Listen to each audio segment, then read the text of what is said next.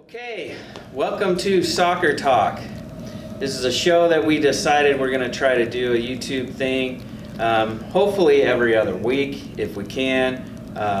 During the season, we're big EPL fans, as you can tell, Man U, Arsenal, okay? But we're also going to talk about other stuff. We're going to talk about World Cup, which is only about 40 days away. We're going to talk about the U.S. teams, men and women. Not a whole lot of shows talk about women. For myself, I'm Coach Deaton. I've been playing soccer for about 40 years. I've been coaching for a little over 20. And now Coach Kamei and I coach together a boys high school team. Okay, and as you can see, I'm an Arsenal fan. We're going to be discussing different things on this show. We're going to be talking about the World Cup, World Cup coming up this year. We're going to give you our predictions later on in the show. We're going to be talking about, of course, Arsene Wenger leaving Arsenal. And your background in soccer? Okay, I've been coaching at the high school level for the last 12 years. Coached a little bit of club before that. I played the game for about 37 years, I guess, by now. And so that's our background in soccer. So, as you can see, together, we got lots of soccer knowledge here. So, one of the first things that we would like to discuss is I would like to ask Coach Kamei, how do you feel about Arsene Wenger finally leaving Arsenal? Everybody, a couple of years ago, everybody kept thinking he was leaving. Now he's gone. Well, I guess he finally made a decision, and I think it is time for a change. There's so many talks, so many fans that wanted him to leave the club for so long. I still think that Arsene still gave Arsenal a lot. I mean, they gave him cups. They had that one season where they went undefeated throughout the days of Thierry Henry. So he's still there. He's still a legacy that he's going to leave Arsenal with, kind of like Fergie did with Man U. So in a way, it's kind of sad to see someone leaving the club that's done so much for the club. But lately there hasn't been much of anything. No cups. Very few cups, if any. Right now, they're not doing well on the Europa League. They're in the semifinals, and They're going to be tough. 1-0 in the 75th minute. We have the game on right now, and they're not doing well against Atletico. So I don't know. I don't see them winning this game, and this is one of the reasons why Arsene is probably leaving the club. So there's four names. I mean, there's more, but right. Four names that I think are good choices. There's Ancelotti. And Brendan Rodgers, mm-hmm. and then two players, Henry and Vieira. Mm-hmm. Of those four, who would you like to see take over if it was down to those four? It's always tough to pick a coach, especially those who haven't been there. I mean, you see that a lot when you have great players who are probably the best players in their clubs, and then they were not the best coaches. Right. So that's always difficult to see. But then you see someone like Zidane, who he hasn't, maybe he didn't win the league this time, but at least he's still in the Champions. He's in the finals.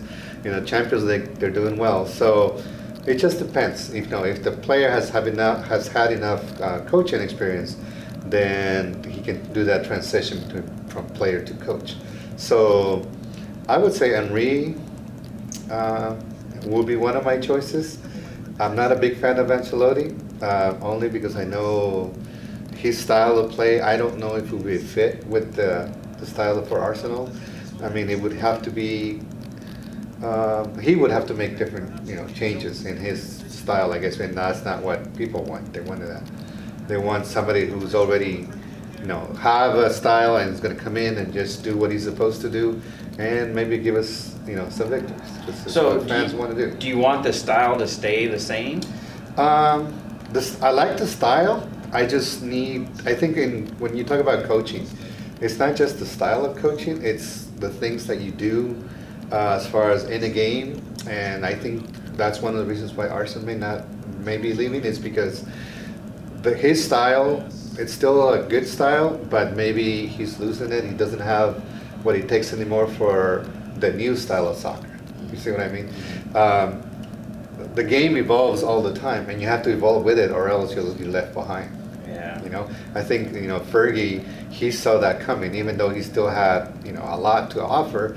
I think he saw it coming. He thought it was time for him to leave, and I think it's the same thing with Arson. So, Well, and I think when it comes to Man U, the fact that they now have to purchase these big players like every year instead of building from within, which is Right. Arsenal still for the most Right. part still doing.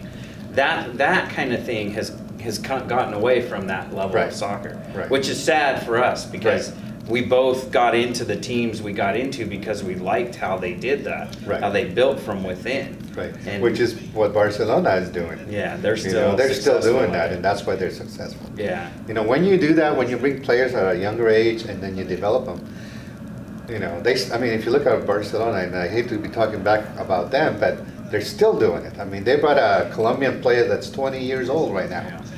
So this is what you do. And sometimes, Messi was 11 years old when they first came to Spain, and he was 13 when he joined the club. So, you got to develop the players from the beginning.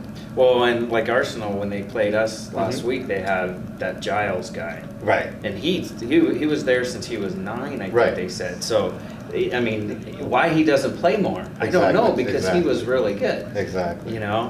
We have, with Man U, we have the same problem. Right. Rashford, Lingard, Right. Why McTominay, they should be playing more. Exactly, yeah. But coaches do what they do. I know.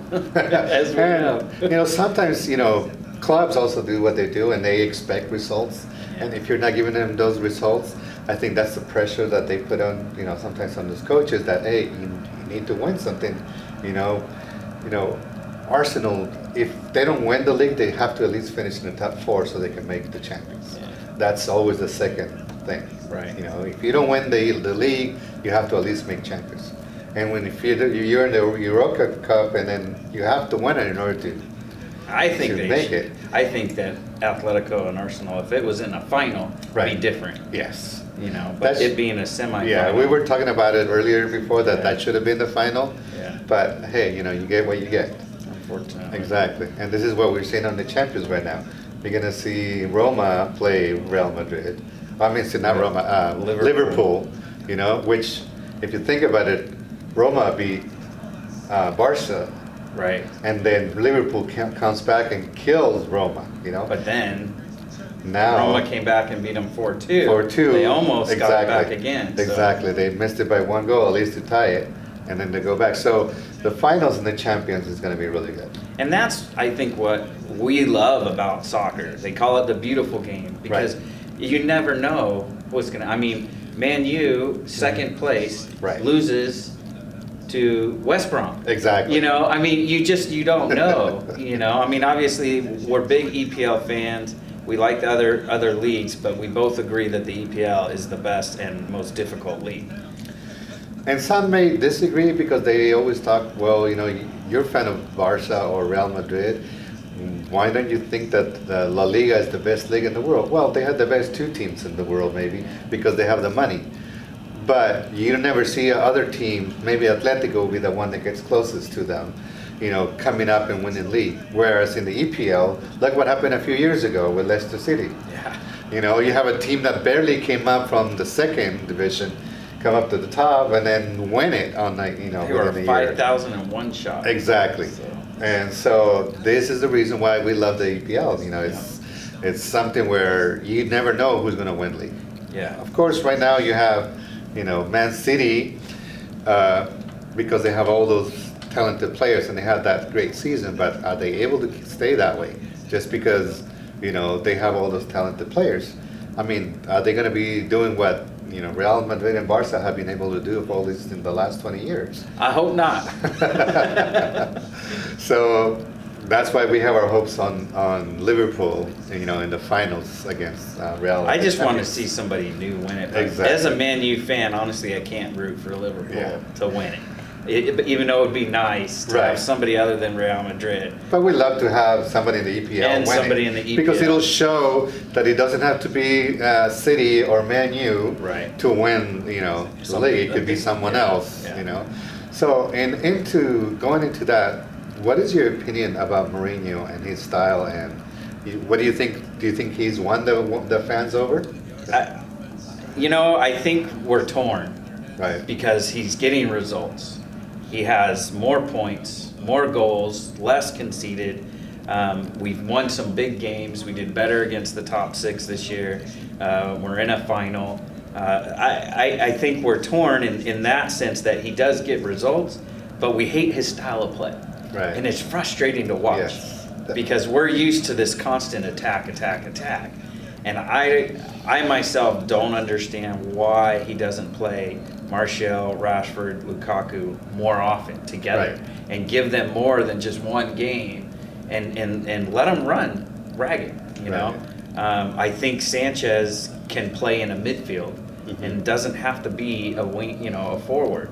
And I think that he can be just as successful doing that because he's a workhorse. And you see it all the time because he loves to come back to the middle and get balls from the back. Yeah, so I think they're torn. If you were to ask, I think that people would be torn one way or the other. It's but he is our manager, and so obviously and he's won cups before. He's won with Chelsea. Yeah. Well, and we won the Europa last year. Exactly. And, so I do think overall, I would have to say I'm happy that he's there. And what I want to see this summer is progress. I want to see him dumping some of the dead weight and bringing in some guys or promoting some guys, that could really help spark something. Right. So, as we said earlier, we're excited about the World Cup. It's 40 days away, and our predictions are coming up. Right on.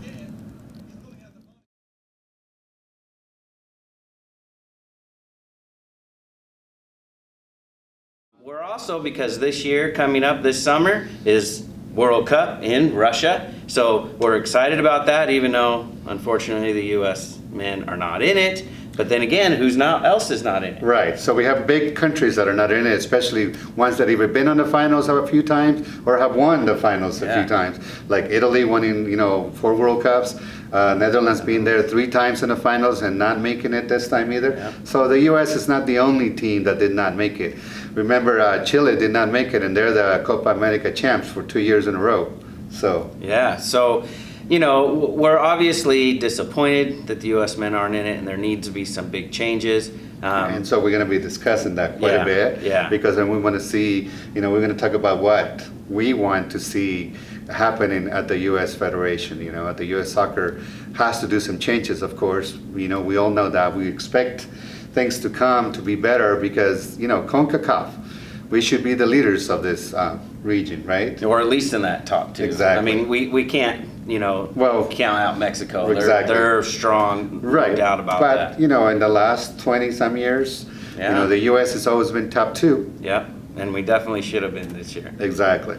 So we're going to just kind of cover the World Cup predictions. I've already got it all out and everything. So we're going to give you our predictions as we see it, and then hopefully you'll agree.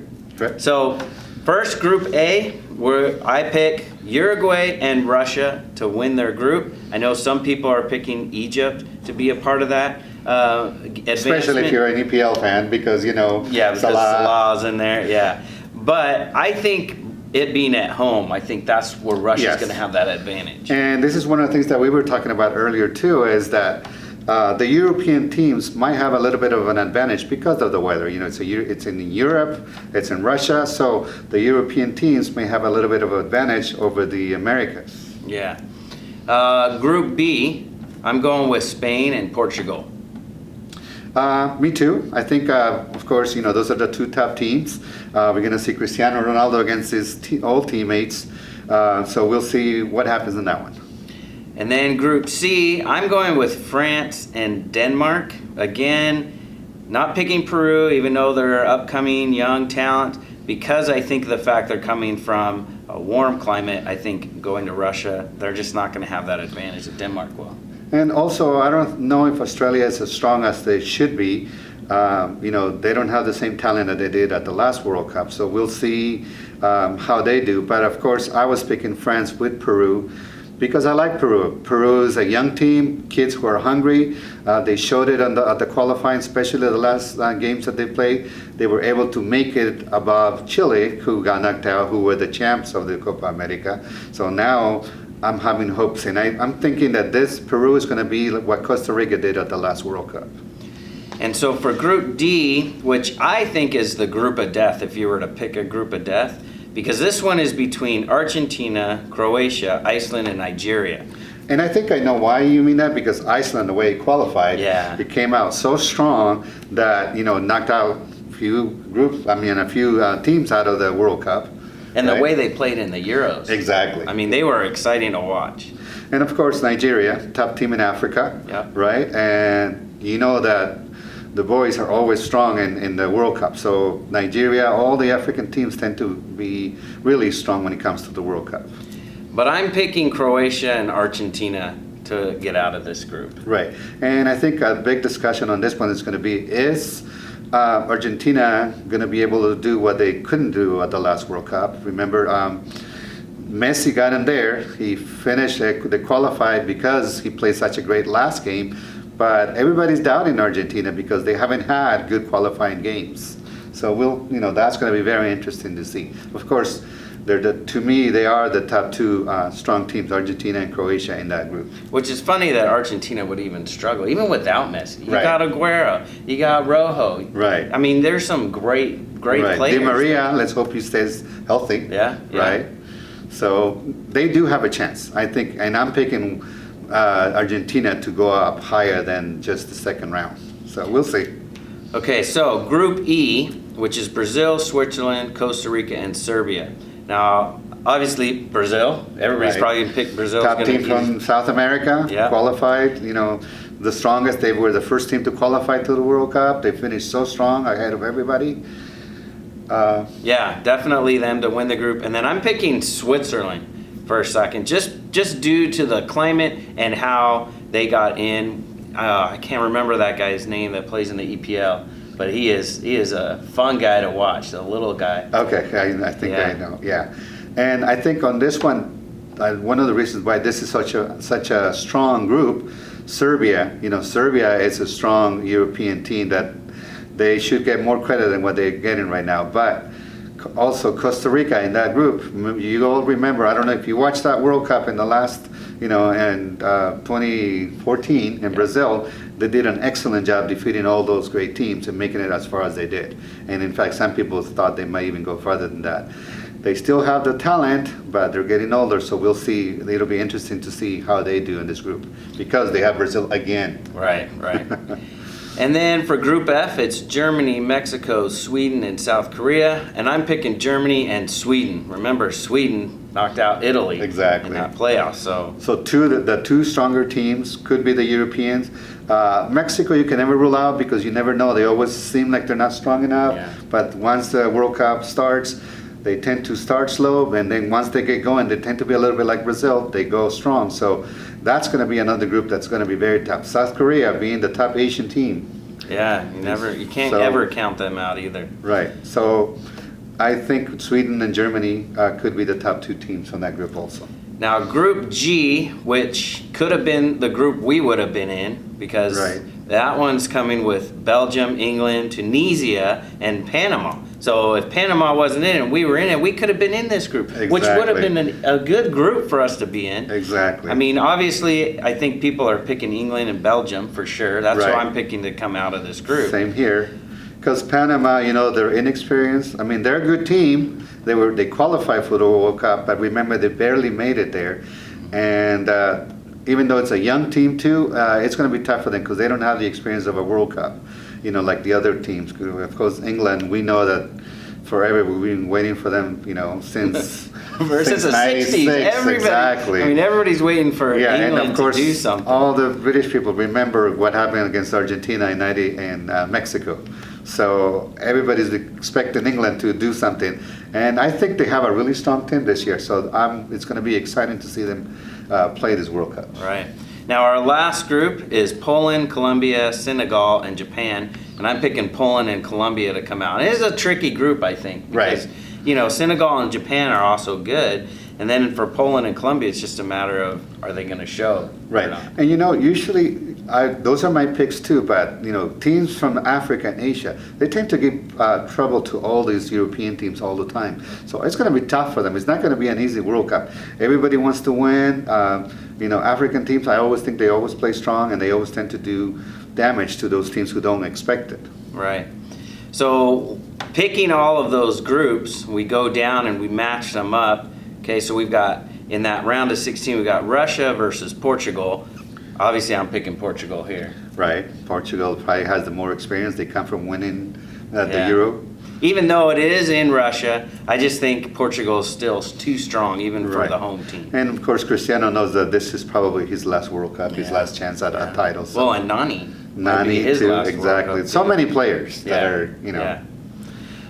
For our next game, we've got Spain versus Uruguay. Spain's just too good. I just think they're way too good. I think they're easily going to take this game. To me, I have picked Spain to make it all the way to the finals, but Uruguay, oh my gosh, that team, those players they never give up, and they still have Cavani, strong player, Suarez, what he does with Messi. In the defense, they have Godin, plays for Atletico, such strong players. So we'll see. I think it's going to be a really good match to see. Yeah. And then our next game is France versus Argentina, which this should be a semifinal. Right, but pretty much. There's a real good chance this is going to happen in the round of 16. So one of these top teams in the world is going out early. Yes. And, for me, I just think France is just going to edge them. I just think France is just, because Argentina, even though they're really strong, obviously, I just think somehow France is going to find a way with the young talent they got. To me, I believe probably the advantage that France has is not just the young team, but the fact that they're in Europe. Yeah. So that's a big help for them. But Argentina, I think Messi is going to do everything he can because he knows this is his last chance. He has everything in his resume except for a World Cup. Yeah. And they always say, if you don't have a World Cup, you may not be considered as one of the top players in the world. Even though, to me, he probably is better than most of the ones that we know. Yeah. Okay, so our next game is Croatia versus Denmark. I see Croatia winning this Croatia one pretty also, easy. yes. I mean, Croatia is Modric, strong. Van Perisic. Uh-huh. I think it's going to be easy for them. Brazil versus Sweden. That's obviously, the tough one. Yeah. I mean, they knocked out Italy, but I think Italy's old. Right. So I think Brazil can take this one. Yeah, and Brazil, talent-wise, you can never count them out. They always have a good team. As long as they stay healthy, Neymar, this could be his World Cup also. So we'll see. He's going to have to show the world what he can do by himself without Messi, without Suarez. Exactly. Now that he went to another team, what is he going to do as far as World Cup goes? Exactly. And then we've got Germany versus Switzerland. It's Germany. I mean, Come on. There's no way Germany's going to lose. If they get to this area, which I'm sure they're going to get to the round 16, they're definitely going to take this. I'm also picking Germany. However, it's still going to be Switzerland. They're still a strong team that they're going to say, hey, we know they're the champs. We're going to go and give it all we can. So who knows? There may be a surprise on that one. You never know. But I'm still thinking Germany will take this one. And then we've got Belgium versus Colombia. And I think mainly because it's in Europe, I think Belgium's going to knock Colombia out. That's the thing. My wife's country, Colombia, strong players. I think it's more of a Falcao in this World Cup. It's not going to be a James Rodriguez World Cup anymore. This could be both, well, not both of them, but I'm thinking Falcao could be his last one. This kid is so hungry for, scoring in the World Cup, and unfortunately, last World Cup he wasn't able to be there because he got injured right before, so he was out. And I don't know if you saw the qualifying, but he was the reason why they made it to the World Cup, and they stayed strong. So for our last round of 16, we got Poland versus England. Gotta go for Poland hasn't been there in many World Cups. They're strong, but England, I think England's going to take this one. I think would there's say. just too much talent on Yes. England. It's just whether or not they play them. Exactly. You know? And can they play together as a team? Exactly. You know, Since because most they of don't them- play together. Right. Right, so they're all spread out, so we'll see. You know, that's the difference sometimes in Spain, where in Spain, they either you play in Barca or you play in Real Madrid. yeah. So they know each other well, whereas in England, they tend to be, you know, spread Spread all over the league. Okay, so this brings us to our quarterfinals, and I've got Portugal versus Spain. It's going to be a fabulous game. You know, I know they've got Ronaldo, but I just think Spain's just going to be too strong. Yeah, in this one. and like I was saying before, Spain, their players that tend together, you know, I don't know about the older guys, but at least Iniesta, you know that he's going to give it all he's got. I mean, they've got the best goalkeeper in the world. Then you got one of the best defenders, Ramos. You know, Yeah. Ramos is not gonna. They're hungry for another World Cup. You know, it's been 7 years since that last And he World plays Cup. against Ronaldo every day in training, so he exactly. knows what he's up against. Exactly. So our next quarterfinal, we got France versus Croatia, and I think France will pull this one out, even though Croatia's got some talent. Same thing. France, strong team. Both of them are strong, but I believe France. This is their World Cup, so we'll see. I think they'll make at least the semifinals, in my opinion. So. Yeah, and then we've got a rematch between Brazil and Germany. So on this one, I know you're picking Germany. I'm picking Germany. I think Brazil wants revenge. I think that 7-1, if you're from Brazil, you know how much that hurts. And I think they're going to do everything they can to be able to beat this team because they don't want to have a repeat of what happened in Brazil. Okay, so for our last quarterfinal, we've got Belgium versus England, and I got to go with my boys, England. Big EPL fan, as you know, so obviously I'm going to take England, which is funny because they're coming out of the same group, but they're going to end up in the quarters together. Same thing.